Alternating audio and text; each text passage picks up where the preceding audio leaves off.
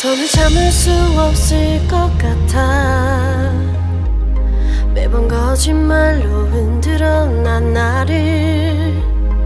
तो कैसे हैं आप सब। उम्मीद करता हूं कि आप सब बहुत ही बढ़िया होंगे और अपना बहुत ज़्यादा ख्याल रख रहे होंगे। दोस्तों आज हम बनाने जा रहे हैं गुलाब जामुन की रेसिपी। ये परंपरागत तरीके से बनाए जाने वाले गुलाब जामुन की रेसिपी है। इसे हम किस तरह से बनाएंगे इस वीडियो में जानेंगे। तो ज़्यादा देर नहीं करते हैं, इस वीडियो को शुरू कर लेते हैं। ठीक है, गुलाब जामुन बनाने के लिए सबसे पहले हम इसकी चाशनी तैयार करेंगे। हम यहाँ पर 2 किलो मावे के गुलाब जामुन तैयार करने जा रहे हैं। तो उसके लिए मैंने यहाँ पर ठीक उसका 2 गुना 4 यानी कि 4 से थोड़ा सा और ज़्यादा है 5 किलो यानी कि 2.5 गुना इसमें यहाँ पे चीनी ली है। 5 किलो चीनी में मैं यहाँ पर 4 किलो पानी मिक्स कर रहा हूँ। कम से कम 4 किलो हमने ऐड करना है क्योंकि हम यहाँ पर चीनी की सफाई के लिए दूध का इस्तेमाल भी करेंगे, इसलिए मैंने यहाँ पर 4 किलो पानी का इस्तेमाल किया है। अब ये पानी हम इसमें डालकर इसको चाशनी को पकने के लिए रख देते हैं हाई फ्लेम पर। अब जब तक चाशनी तैयार होती है तब तक हम यहाँ पर मावे का डो तैयार कर लेते हैं। अब ये चाशनी में हमने इस बात का ध्यान देना है कि चीनी को नीचे नहीं लगने देना है, इसलिए बीच बीच में इसको लगातार चलाते ज़रूर रहना। अब गुलाब जामुन तैयार करने के लिए मैंने यूज़ किया है प्योर खोवा। अब ये खोवा पिंडी है तो हमने ये करना है कि इस खोवा पिंडी को बिल्कुल सारी पिंडियाँ तोड़ करके हाथ से मैश करना है। हाथ से मसल के हम इसको बिल्कुल क्रीमी फॉर्म में लाएंगे, बिल्कुल ऐसा जैसे कि आटे के डो जैसा तैयार हो जाए। इसलिए हमने इसकी सारी पिंडी यानी कि पूरा का पूरा दाना ख़त्म करना है। इस तरह से मिक्स करते हुए देखिए, लगातार मिक्स करने से कुछ टाइम बाद में ऐसा आपको मिलने लग जाएगा कि ये इकट्ठा होने लग जाएगा सारा का सारा। देखिए पूरा मसल कर इकट्ठा होने लगा है। बस इस तरह से आप इसका डो बना लेना, इकट्ठा कर लेना और एक साइड आप इसको रख देना। अब हम यहाँ पर 2 किलो मावे में पनीर इस्तेमाल करेंगे। पनीर इसको अच्छा स्पंज देने के काम आता है। मैं यहाँ पर 2 किलो मावे के लिए 1 किलो पनीर इस्तेमाल कर। देखिए वैसे तो मैं आपको बताऊं कि 1 किलो मावे में आप 250 ग्राम पनीर का इस्तेमाल भी कर सकते हैं, लेकिन यहाँ पर बहुत सारे लोग ऐसे भी होते हैं जो गांव से बिलोंग करते हैं। उनके घर पर काफ़ी सारा दूध हो रहा होता है, ना वो किसी डेयरी में लगता है ना वो किसी शॉप पर लगा पाते हैं, तो उनके घर पे बहुत ज़्यादा दूध होता है और वो डेली ऐसी चीज़ें कि पनीर, दूध और दही वगैरह इन सब चीज़ों को खाते हुए बोर हो रहे होते हैं। तो उनके लिए रेसिपी बहुत ही ज़्यादा बढ़िया है, जिसमें वो आसानी से इस गुलाब जामुन की रेसिपी को फॉलो करते हुए इस रेसिपी को तैयार कर सकते हैं। बहुत ही स्पंजी बनेंगे अगर आप पनीर उसमें बढ़ा करके लगाएंगे, यानी कि पनीर अगर आप उसमें थोड़ा ज़्यादा करके लगाएंगे ना तो वो बहुत ही ज़्यादा बेहतरीन बन करके तैयार होंगे। तो आप यहाँ पे पनीर डालने में कंजूसी ना करिए।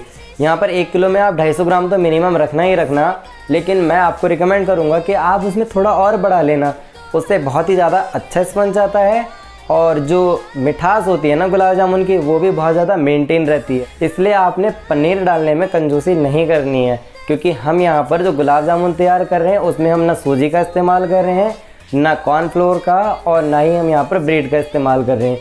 ये प्रॉपर वे में परंपरागत तरीके से हम गुलाब जामुन तैयार कर रहे हैं ना, उसकी रेसिपी है। तो ये रेसिपी कंजूसों के लिए नहीं है।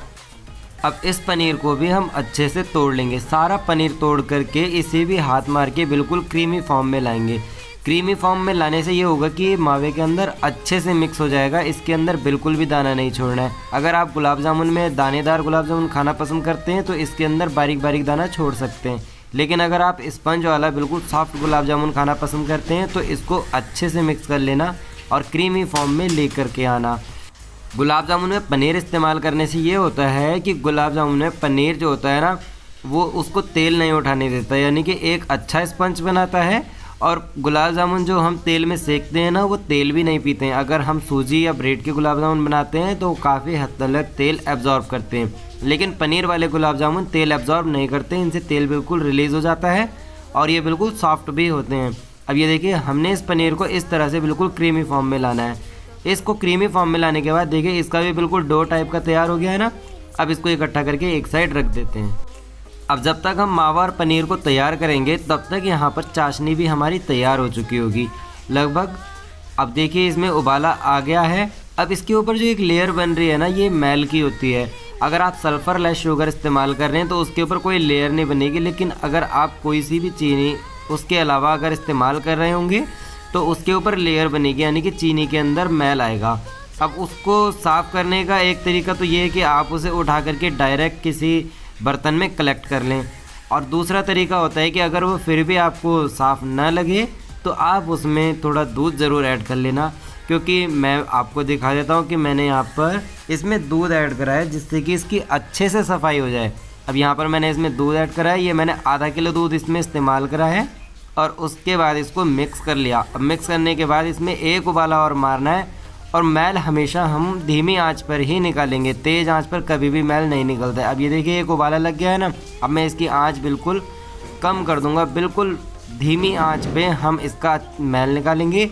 अब मैल निकालने में ये होता है कि हम बाद में ना मैल जब मैल ठंडा हो जाए तब हम उस मैल से चाशनी को निकाल सकते हैं। यानी कि मैल जब ठंडा हो जाता है ना तो वो सूख जाता है, उसके नीचे फिर चाशनी ही बचती है और वो बिल्कुल प्योर चाशनी निकल करके आती है। उसे बिल्कुल भी छेड़ने की ज़रूरत नहीं होती है, वो बस हाथ से आप मैल को रोकेंगे तो चाशनी साफ़ सुथरी निकल करके आ जाएगी। अब चाशनी तो हमारी बन करके तैयार है, हम इसका पूरा मैल निकाल लेंगे। चाशनी हमारी बन करके तैयार है। अब देख लेते हैं कि हमने डो को किस तरह से तैयार करना है। देखिए हमने यहाँ पे गुलाब जामुन के लिए 1 या 2 तार की चाशनी बिल्कुल नहीं रखनी है। यहाँ पर हमने चाशनी पतली ही रखनी है जो हल्की चिपचिपी हो। उससे ये होगा कि गुलाब जामुन जब हम उसमें डालेंगे ना चाशनी में तो वो जल्दी से रस को एब्जॉर्ब करेगा, यानी कि जल्दी से चाशनी को एब्जॉर्ब करेंगे और रसगुल्ले प्रॉपर वे में मीठे भी होंगे और सॉफ्ट होंगे। एक बार आपको चाशनी दिखा देता हूँ कि हमारी चाशनी किस तरह की होनी चाहिए। चाशनी हमारी बिल्कुल इस तरह से चिपचिपी होनी चाहिए जैसा मैंने अभी आपको दिखाया। अब ये जो डो है, इसको डो को तैयार करने के लिए मैं यहाँ पर इसकी फिलिंग के लिए चिरौंजी इस्तेमाल कर रहा हूँ और साथ में है ये इलायची के बीज। हरी इलायची के बीज हैं, ये बड़ी इलायची के बीज नहीं हैं। आप इन्हें कूट करके भी इस्तेमाल कर सकते हैं और डायरेक्ट भी डाल सकते हैं। मैंने यहाँ पर इन्हें डायरेक्ट ही डाला है। उससे ये होगा कि गुलाब जामुन खाते समय जब बीच में ये दांतों के बीच आता है ना खाने में, तो बहुत ही अच्छा फ्लेवर देता है, मुंह में बिल्कुल खुशबू डाल देता है।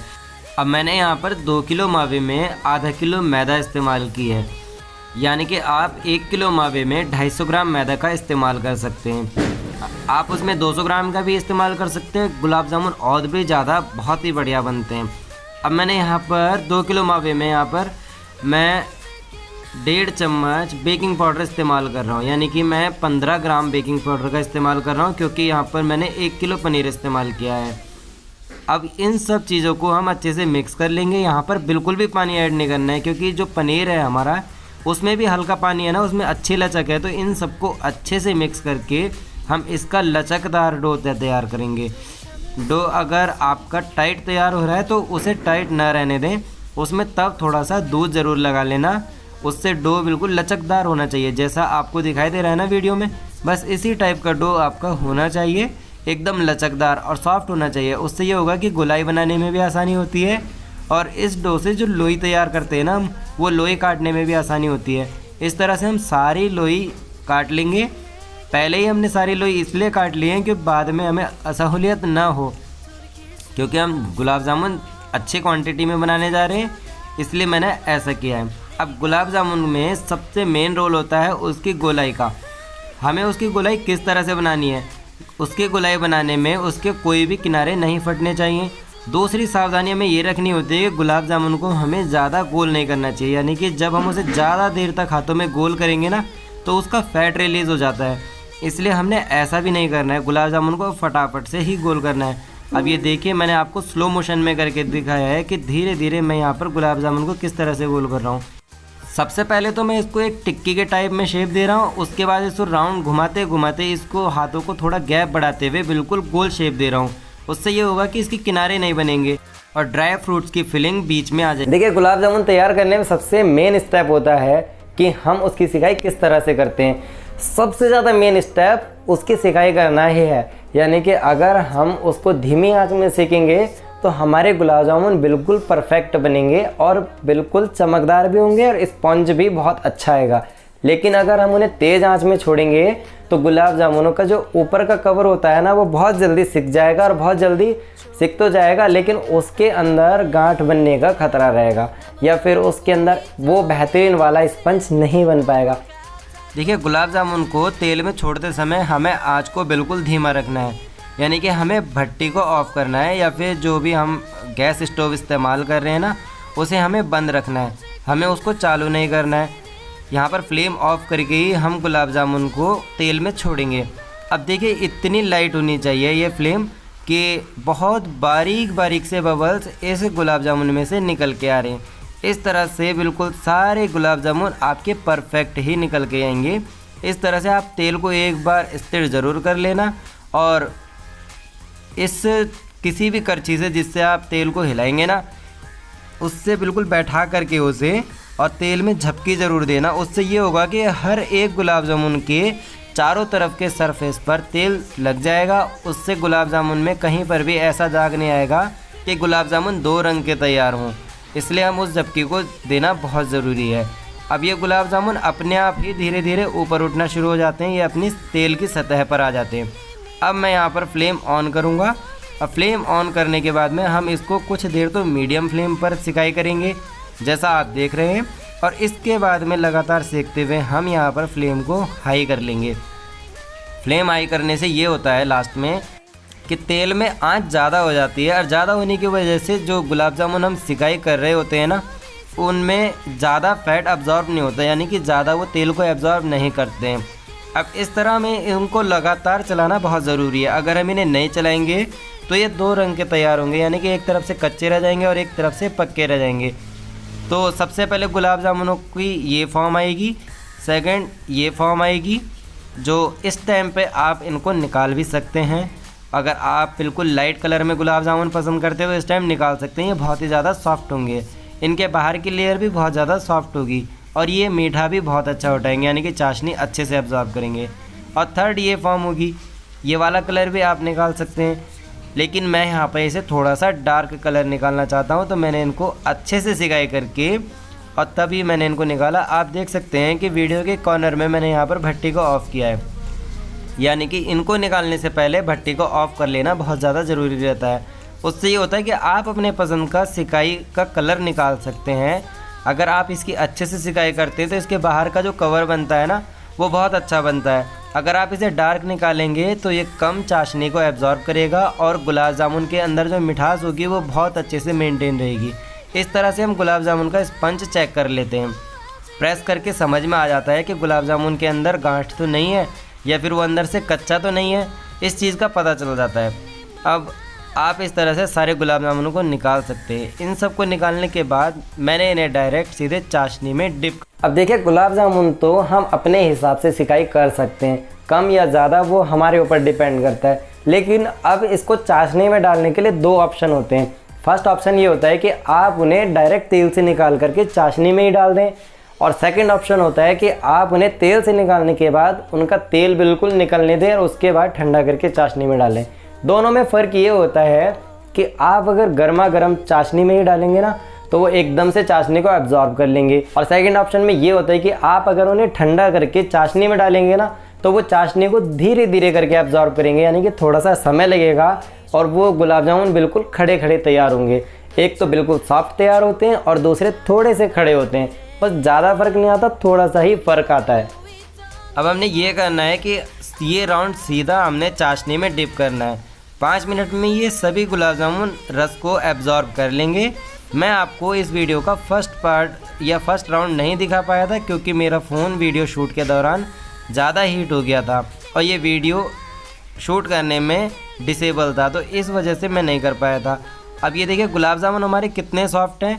अगर हम इन्हें प्रेस कर रहे हैं तो इनसे चाशनी बाहर भी आ रही है, और इसके अंदर खोवा और पनीर का जाल बहुत ही ज़्यादा सुंदर भी दिख रहा है और खाने में बहुत ही ज़्यादा टेस्टी है। आप इनकी सजावट के लिए गार्निश किया हुआ पिस्ता, चांदी का वर्क, इस तरह के कोई भी ड्राई फ्रूट्स इस्तेमाल कर सकते हैं। मैंने यहाँ पर पिस्ते का इस्तेमाल किया है। अब ये सर्व करने के लिए रेडी है। मैं आपको इन्हें काट करके दिखा देता हूँ। ये देखिए गुलाब जामुन काटने पर अंदर से कितना ज़बरदस्त रस निकल के आ रहा है। तो कैसा लगा आपको मेरा वीडियो, जिसमें हमने सीखा कि हम अपने घर पर गुलाब जामुन किस तरह से तैयार कर सकते हैं। आई थिंक आपको ये वीडियो पसंद आया होगा और आपने इसको बहुत ज़्यादा एंजॉय भी करा होगा। आप इसे अपने घर पर तैयार भी कर सकते हैं इसको, अगर आप मेरे बताए गए प्रॉपर वे में तैयार करेंगे तो मिलता हूँ आपसे अगले वीडियो में एक नई रेसिपी के साथ में। तब तक के लिए टेक केयर, अपना ध्यान रखें और हमेशा खुश रहें। है ना ये गुलाब जामुन की बहुत ही ज़बरदस्त रेसिपी। मिलता हूँ आपसे अगले वीडियो में एक बहुत ही ज़बरदस्त रेसिपी के साथ।